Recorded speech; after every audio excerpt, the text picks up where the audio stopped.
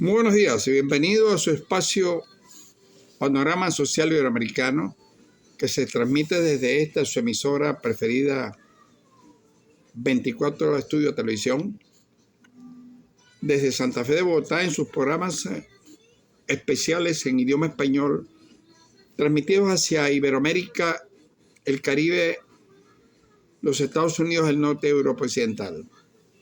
Tal como está planteada la situación a partir de que se inicia el siglo XXI, para poder entender los procesos de la dinámica histórica, en cómo evolucionó durante el siglo XX la reestructuración geopolítica del mundo, tenemos que irnos a 1903, cuando los presidentes de los Estados Unidos, Hoover, Taft y Roosevelt, definieron cuál iba a ser su proyección hacia Iberoamérica. Fue lo que se llamó la política del Big Stick, del garrote vil. Todo viene como consecuencia de que en 1903 en Venezuela las potencias europeas bloquearon los puertos venezolanos por una vieja deuda contraída durante el gobierno de Guzmán Blanco, a la cual los siguientes gobiernos de la oligarquía liberal del final del siglo, incluyendo el primer presidente andino Cipriano Castro, no canceló ni intereses ni capital de la deuda contraída entre 1870 y 78 por el presidente Guzmán Blanco. Para dirimir esa situación, una vez que se bloquearon todos los puertos de Venezuela, desde Carúpano hasta Maracaibo, intervinieron los Estados Unidos para buscar una salida, y se llegó a un acuerdo en el que Venezuela pagaría con la renta de las aduanas la deuda contraída con los bancos alemanes, italianos y ingleses, que reclamaban indemnizaciones además de daños causados por las guerras civiles a sus ciudadanos en Venezuela. Eso le permitió a los Estados Unidos por primera vez definir que ellos podían intervenir en cualquier situación de Iberoamérica para resolver ellos como árbitros lo que pudiera presentarse de conflicto con cualquiera de los estados americanos. En 1953, después de concluida la guerra de Corea y la Segunda Guerra Mundial, y al final que fue la guerra de Corea, se inició un proceso de reestructuración de la geopolítica internacional. Se alinearon los grandes bloques, el bloque del Atlántico y el bloque de Varsovia, del Pacto de Varsovia, luego de aquella famosa conferencia de Yalta y de Potsdam, que lo que hizo fue definir cómo se iban a repartir el mundo entre los norteamericanos, los ingleses, los franceses. En 1953, repito, se desarrolló en Venezuela, en el aula magna de la ciudad universitaria, la 10ª Conferencia Panamericana de Presidentes. Todos los presidentes de América habían sido impuestos por los Estados Unidos militares para contener, según ellos, el comunismo. Las ideas políticas, las ideas filosóficas, las ideas de orden humanístico no se combaten con armas, ni con tanques, ni con aviones. Se combaten mejorando las condiciones de vida de los pueblos para que puedan vivir mejor, comer mejor, vestir y alimentarse mejor y en condiciones de vida superables. Allí en esa extraordinaria conferencia estaban todos los presidentes de América, excepto Eisenhower, que llega a la presidencia una vez que elimina a sus dos grandes contendores. En una forma extraña, muere el más importante de los generales norteamericanos, comandante del Tercer Ejército, el general George C. Patton, en un choque de un carro y no se explicó nunca. Y el segundo, destituyen del mando supremo en el Pacífico al general Douglas MacArthur cuando le solicitó a Eisenhower, presidente de los Estados Unidos y jefe del alto mando aliado norteamericano, pasar el paralelo 38 y ocupar a Rusia. No quiso, porque Eisenhower lo que pretendía era llegar a la presidencia de los Estados Unidos, como en efecto ocurrió después de terminada la guerra de Corea.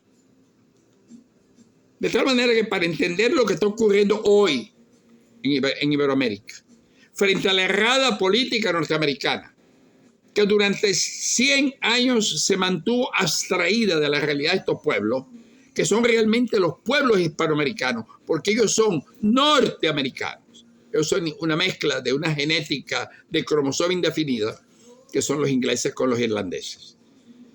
En esa reunión importante, el presidente Pérez Jiménez, el más grande estadista que ha tenido el único gobierno con base filosófica sobre el principio del positivismo, le solicitó a los 12 representantes de los Estados Unidos, el secretario de Estado, que era el poder detrás del trono de Eisenhower, el que gobernaba a los Estados Unidos, John Foster Dole, y su hermano, el jefe de la CIA, Alan Dole.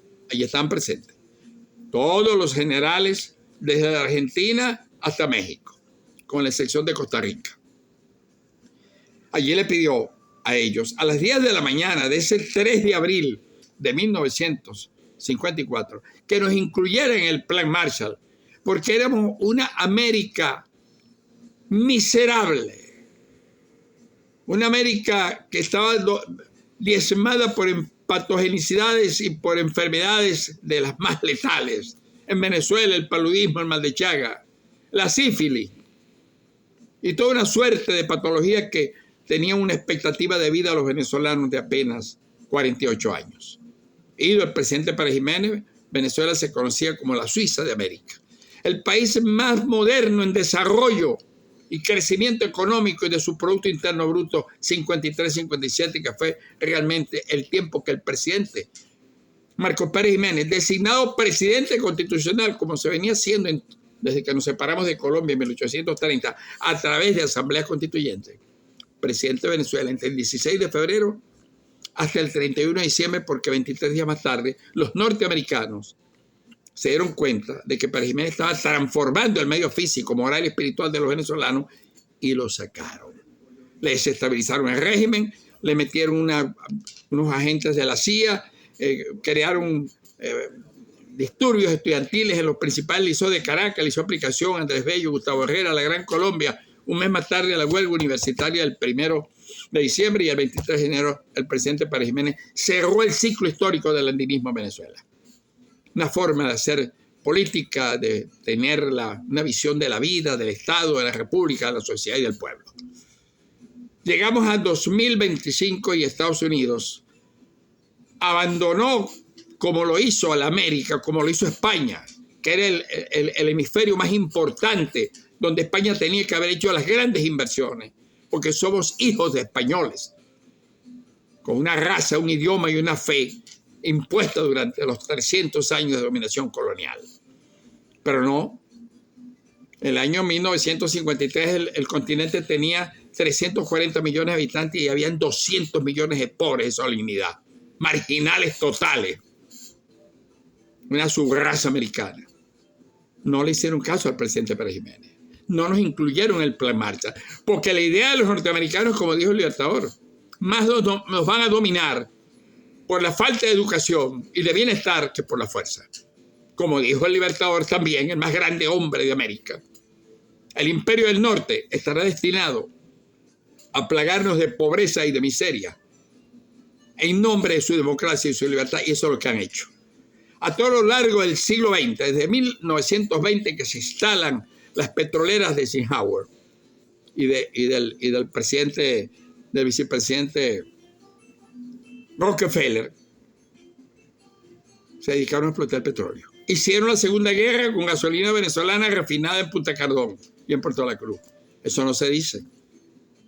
Que la liberación del mundo libre se logró con gasolina venezolana. Eso lo ocultan los norteamericanos, porque nosotros somos para ellos únicamente el patio trasero. Se instalaron en Venezuela y durante 80 años manejaron el petróleo a su leal saber y entender. En 1945, el presidente Minangarita, en su periodo 41-45, reformó la ley de hidrocarburos y los obligó a poner las refinerías en plena guerra mundial. Eso le costó el cargo a Medina, porque el presidente la creó, le fue a los Estados Unidos, y ellos siempre alegan que todo el que vaya contra los intereses norteamericanos es enemigo de los Estados Unidos, así sea para lograr el bienestar de nuestros propios pueblos. Y tumbaron a Medina. 3 años más tarde, tumbaron a Gallego. porque los puso a pagar el 50-50, 50 y 50% una vez deducidos los gastos de las operaciones petroleras, de las 5 petroleras que la ExxonMobil tenía en Venezuela: la Creole, la Mene Grande, la Standard, la Santa Fe Drilling, que eran las que operaban el 90% de la industria petrolera: perforación, extracción, refinación, exploración, conducción y mercadeo. Hasta que Pérez Jiménez, en 1953, les dio un parado. No les renovó las concesiones petroleras como ellos querían. Y les otorgó un nuevo régimen de concesiones petroleras. El país respiró un poco más. Apenas tenía unos 800 millones de presupuesto anual el ingreso del Estado venezolano. Eso subió a 1.200 millones. De tal manera que esto que están buscando los norteamericanos hoy, recuperar América con esa maquinaria bélica atómica, destructores atómicos, destroyers atómicos, submarinos atómicos, portaaviones atómicos, 7.000 hombres, en una fanfarronada que nunca se había visto después de la Segunda Guerra Mundial, que pareciera que iban a hacer el desembarco de Normandía el 4 de junio de 1944 en la playa Omaha, en el norte de Francia. Eso tiene dos connotaciones: amenazar a Venezuela para constreñirla, para chantajearla, porque lo que le interesa de Venezuela es el petróleo. Es una geopolítica de violencia y de extorsión, de terror, disfrazada de combate al narcotráfico. Ellos saben que toda la cocaína protegida por ellos que sale por el Pacífico va a Cuba, y de Cuba va a Estados Unidos, y desde México va a Estados Unidos. Pero hay un hecho importante, que aparece el fentanilo, que lo están fabricando ellos en su propio territorio, y que acaba de decir la Secretaría de Agricultura, de Sanidad, que produce 100.000 muertos al año de la juventud. Es más barato, es derivada del petróleo, es letal, quema las neuronas, destruye el organismo. Vaya al barrio Harlem de Nueva York para que vea aquel espectáculo deprimente. Cómo hay jóvenes norteamericanos tirados en el suelo, inconscientes, descerebrados. Ahora la gran pregunta: ¿por qué no se ataca primero la pobreza en América Latina? Si es América Latina, para mí es Hispanoamérica. Nosotros no tenemos de latino absolutamente nada. ¿Por qué no atacan los 260 millones de pobres que hay en Hispanoamérica? De los 660 millones de habitantes según la FAO hace 3 meses. ¿Por qué no atacan las grandes redes de los cárteles protegidos por el Estado norteamericano, porque lo vienen denunciando senadores, analistas, políticos norteamericanos, que distribuyen hasta el último pueblo entre 6 y 7 mil toneladas de cocaína que entran procedentes de Colombia por el Pacífico? ¿Por qué esa maquinaria bélica no atravesó el canal de Panamá y se fue a interceptarlos al Pacífico? ¿Es una amenaza de invasión a Iberoamérica de la fuerza norteamericana? Un país que está en una plena decadencia moral, una plena decadencia de la administración de justicia y de la gobernabilidad. Así no se componen las cosas, señor presidente Trump. A la fuerza, a lo macho, como en el año de 1902, 3, 4, hasta el año 13, con la política del Big Stick. Dales duro con el garrote con la mano izquierda y suave, trátalos suaves con la mano derecha. A este patio trasero con que indignamente nos llamó ofensivamente a los hispanoamericanos al presidente Truman en su rendición de cuentas al Congreso. Una vez que murió el presidente Roosevelt, él asume el poder, que era un obrero ferrocarrilero con tercer año, de tercer grado de estudio. Harry Truman, el que lanzó la bomba atómica y mató 350.000 japoneses. No pasó nada. No, absolutamente nada. Invadió el Irak, acusándolo de que tenían armas químicas, y todo era que le iban a entregar el petróleo de Irak a la empresa del vicepresidente de los Estados Unidos, la Halliburton, de Dick Cheney y del propio George Walker Bush. Invadieron a Libia, destrozaron un país de más alta calidad de vida y nivel de vida de Libia. Pelearon en Kosovo, pelearon en Vietnam, pelearon en Afganistán, han montado guerra donde hay minerales que le pueden servir al bienestar. Es invadiendo, es expoliando, es atropellando, es amenazando que quieren gobernar el mundo. Ahí tienen las consecuencias. Una decadencia fenomenal que no sé cómo van a hacer ellos para volver a ser lo que fue la gran nación norteamericana de los años 60. Nos preguntamos, ¿dónde está el dinero que producen, estimado en 560.000 millones de dólares? ¿En qué bancos norteamericanos lo lavan? Se lo están haciendo ustedes mismos los norteamericanos. Analistas, senadores, políticos, periodistas, investigadores. ¿Dónde se lava el dinero? Disfrazada de una política de violencia contra Venezuela, porque lo que le interesa es el petróleo venezolano. Están saliendo barcos tras barcos desde Maracaibo con petróleo Boscán y desde Oriente con petróleo de Norte Monaga hacia las refinerías a 72 horas.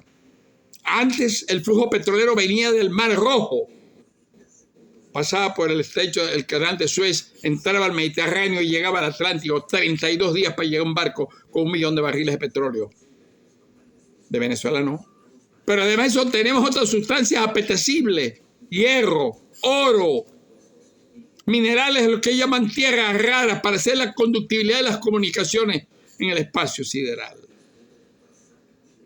Pero estamos en un proceso de desintegración de las culturas judio-cristianas, en un ataque feroz, que yo lo publiqué en este libro, Estado Profundo y Globalismo, que es el libro que se convirtió en un bestseller más vendido en la costa este de los Estados Unidos.